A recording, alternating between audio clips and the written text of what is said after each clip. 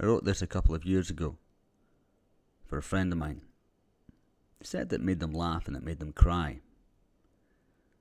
It is the essence of an experience that I went through many years ago.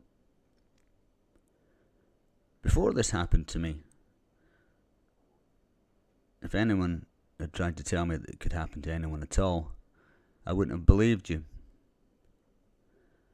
If you tried to tell me that it would happen to me, I would have laughed in your face.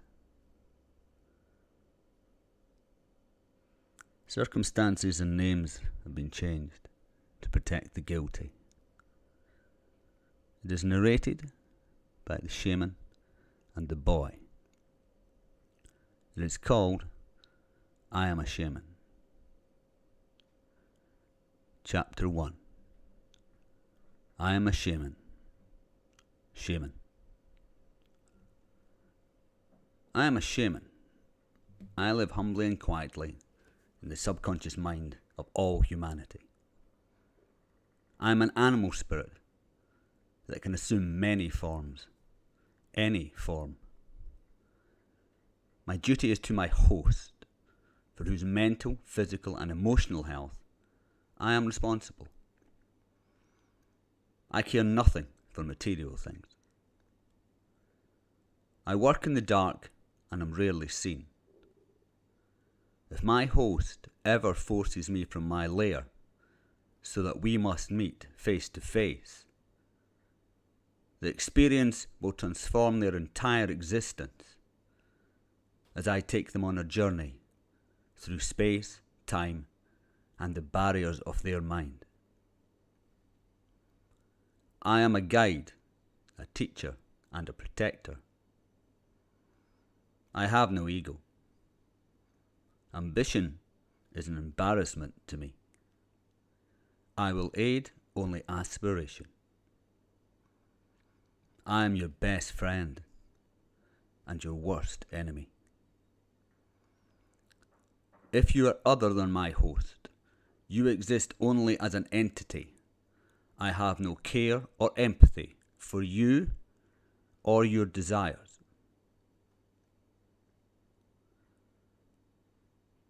Chapter. Bad, bad boy. Shaman.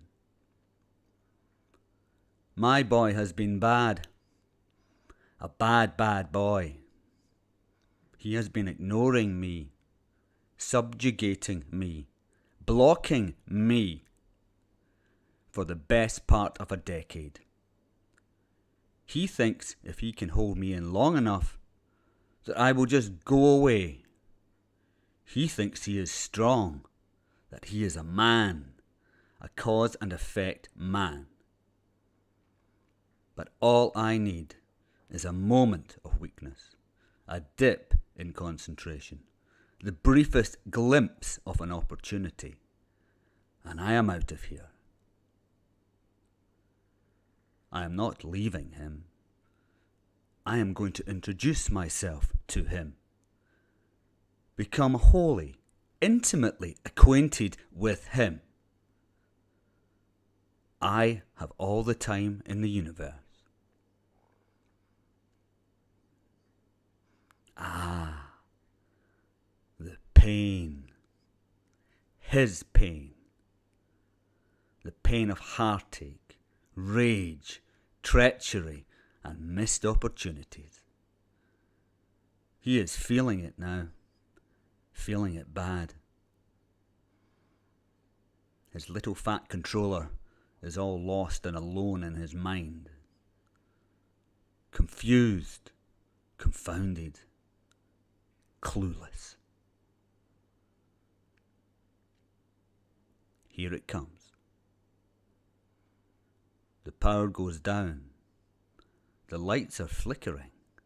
The old certainty's gone. There is doubt about, and fear. Fear he has never known, does not know exists. He has never cried in public before, in all his life. All his life. Can you imagine how he is going to feel when I show him the roadshow that I have planned for us? Never mind. I am out now, and my journey begins.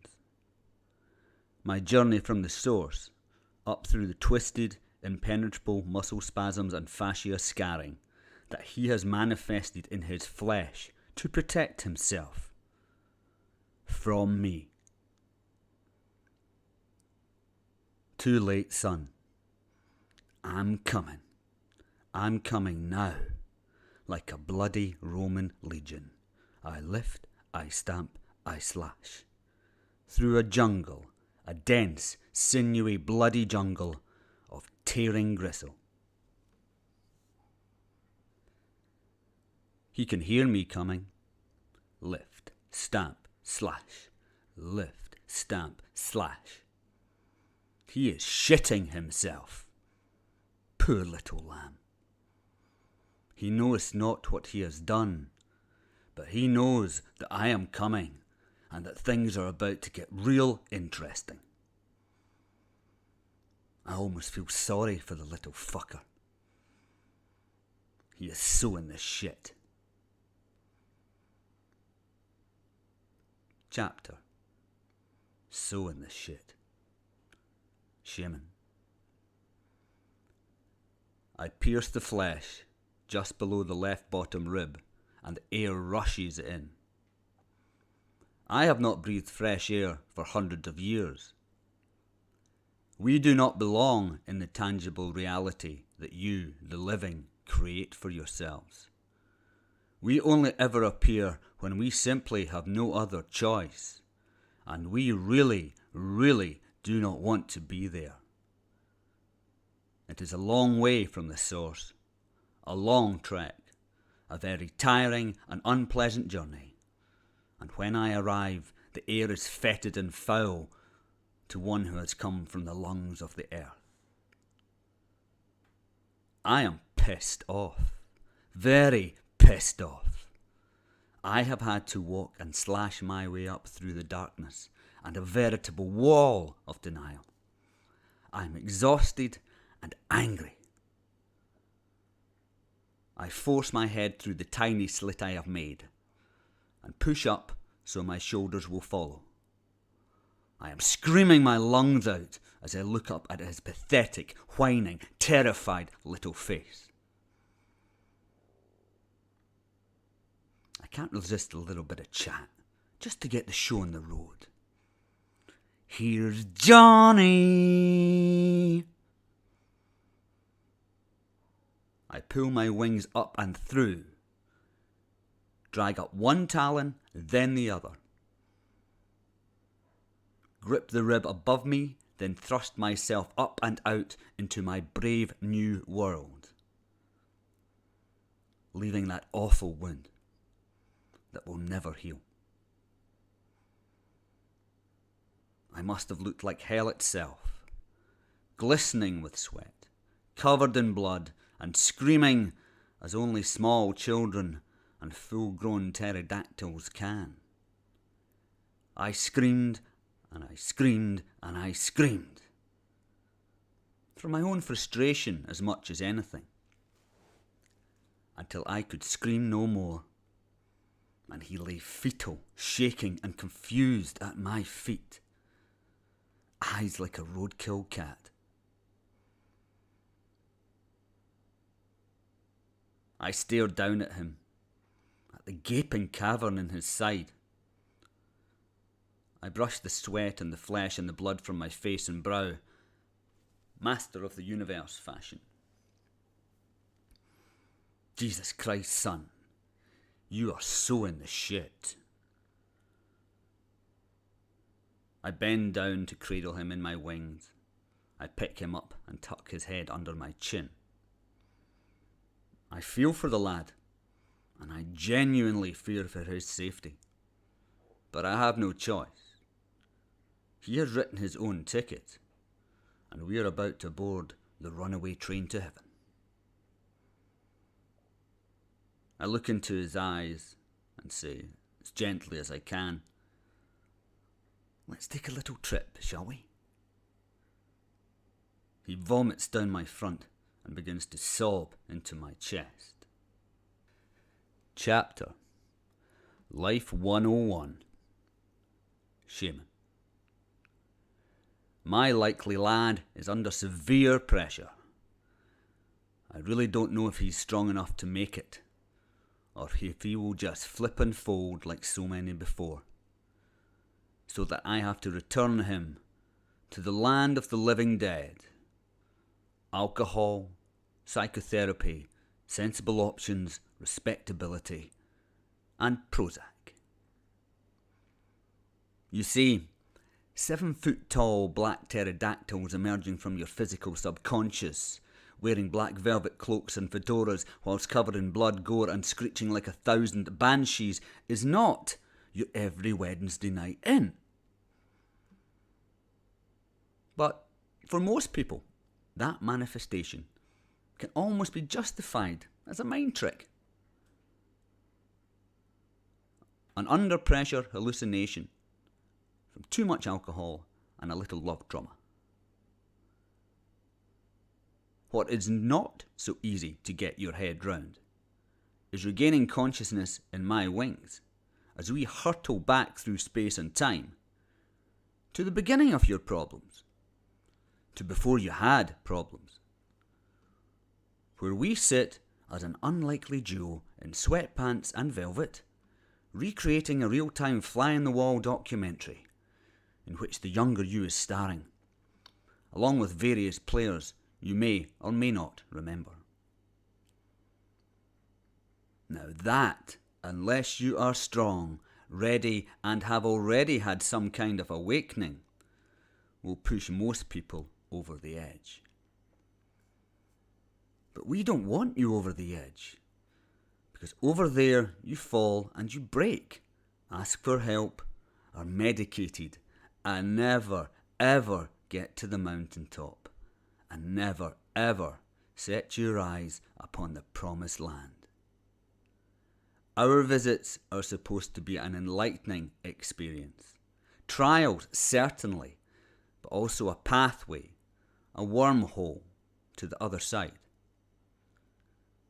The ancients chose their shaman from those who were seen to have benefited from our educational largesse. My boy is hyperventilating and having palpitations. I am predicting an early return up his life channel to domestic commodity, a la the 97%. I am always sad when I have to take them back.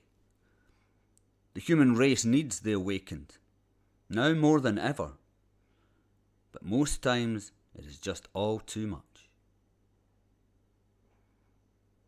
My man comes around as we're reaching the end of his channel, takes in the scene, looks at me, and just goes with it.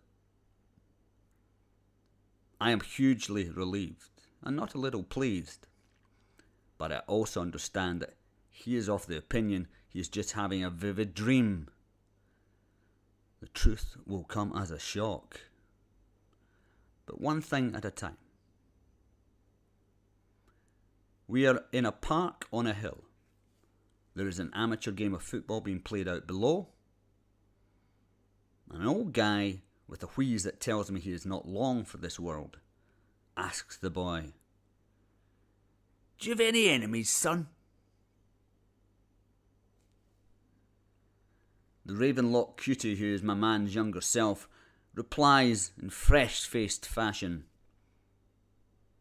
"No, sir, I don't have an enemy in the world," he informs us proudly, only reinforcing my dread that my guy is in fact as clueless as Peter Pan, and we have a long road ahead.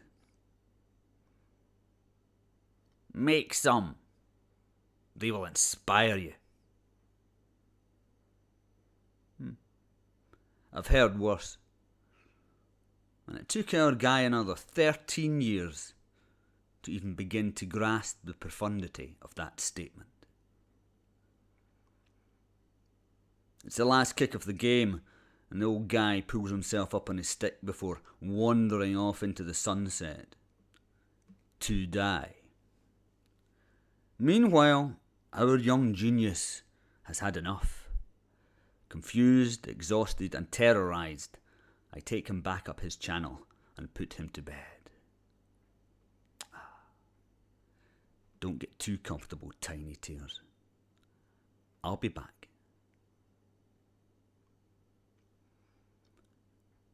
Chapter. Don't you see? Shaman. And so it began. The long, thankless task of toing and froing from the catatonic weeping nightmare that was to be his everyday existence to the daily trips down his life channel and the scorching backstory of his life. Look! Can't you see? Listen! Look! What is wrong with you? See what is happening. Listen to the words, the tones, the insinuations. Watch the narrowing eyes, the wrinkly nose, the curling lip. Can't you see? Are you blind? Are you stupid? And so it went on, me continually screaming at him to see, to look, to listen, to hear, to learn. But nothing was getting through. See what? Listen for what? To who? Make it stop. The noise, the screeching. Make it stop. Please stop. Please leave me alone. Just leave me alone. Let me sleep. Let me die. Every day I would take him down his pipe until he was exhausted. Every day for months. Every day when he woke, I would be waiting to take him to his own private hell, his very own inferno. At night, we would return, and he would try to flee, hide, self-medicate, drug himself, and just run and run and run. Eventually he would sleep, the fitful sleep of the damned. He would doze and wake, run from me and rest. But I was always coming. I never stopped. I never slept. I never slowed down or sped up. I just kept on coming. His nightmare. Picture a film noir night-lit urban street. A red brick street block. Brooklyn. The street lights cantilever from the building and provide enough light only for the pavement surrounding the building. The road is pitch black. The building above the lights shrouded in dimly lit yellow mist. We can only move around the building anti-clockwise. I at slow walking pace, and he as fast as his fear and legs can carry him. We cannot leave the pavement, we cannot turn around or walk the other way. At night, when he is fucked up enough to imagine that he can sleep, he will drift off into this scenario as we begin our night's work. He will run in front of me around the block until he catches up with my back. It takes me 25 minutes to walk around the block. He catches up with me, lays down, sleeps for 20 minutes, wakes up, runs away from me around the block again, repeats.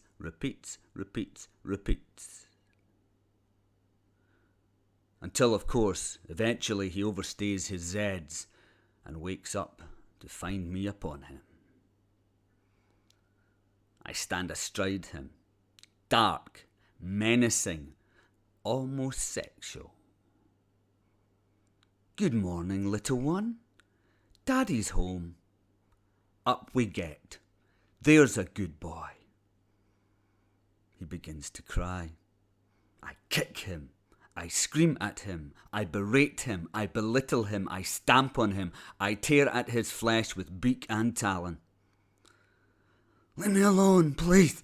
Let me die. I just want to die. He begs like a Christian in the arena.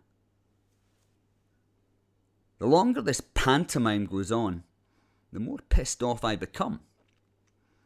It is always the same. For months they can't see a thing, can't feel a thing, can't hear a thing. Then suddenly, one sunny day, they start to emerge.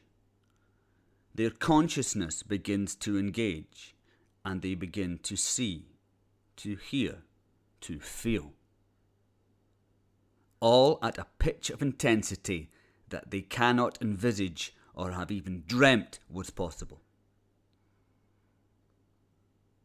The information starts pouring in at a rate and a velocity that is truly life-changing. The softest light is blinding to them. Touch burns away their flesh. Every sound is a blow to the head, and the true realization of the reality of their lives and relationships makes them physically ill. This is when you really have to start working to keep them alive. All the "I want to die" shit is just a warm-up in preparation for the games to begin. It's showtime. What am I talking about? I am talking about consciousness expansion. A flamethrower roar, filling your entire being as awakening begins, and you suddenly understand that everything you have ever been taught, believed, trusted, followed, adhered to is completely and utterly false. Nobody likes you, never mind loves you. The jealousy you engender in others and have so studiously ignored all these years has raised and fanned a hellfire of hatred, which is moving to engulf you. Unless you engage and enrage yourself to the point where your primal consciousness is aroused enough to protect you, combat your enemies, and break open your ego to allow you to learn. Because learn you must. You have to put aside what you think you know. You have to learn, and within that self-disclosure, your true self becomes all too apparent. Never a pretty sight. You are not a saint. In fact, you are an ugly, low-life, self-seeking, manipulative fantasist. Everybody knows this. And everybody, every day, and every way is looking to fuck you up the ass. Everybody. It's a lot to take in for the uninitiated. Males have the worst time. Clueless children, the lot of them. Females take it mostly in their stride, but are never too keen on the introspection required at admitting to being the rapacious animals they truly are. That you all are.